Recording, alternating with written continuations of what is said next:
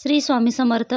तर hair oil बनवायचं आहे. त्याच्यासाठी कढीपत्ता घेतलेला आहेत, आवळ्याच्या बिया घेतलेल्या आहेत, भृंगराज, रोजमेरी घेतलेले आहेत, नागरमोथा घेतलेला आहेत आणि पाकळ्या घेतलेल्या आहेत गुलाबाच्या.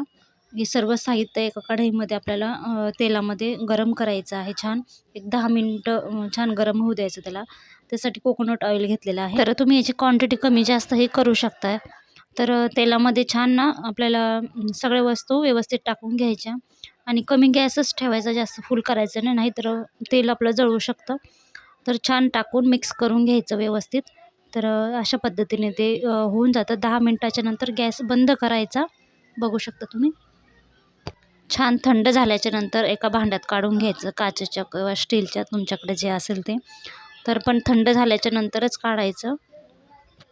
तर आपलं तेल हे तयार झालेलं आहे. व्हिडिओ आवडला तर नक्की एक लाईक करा व्हिडिओला.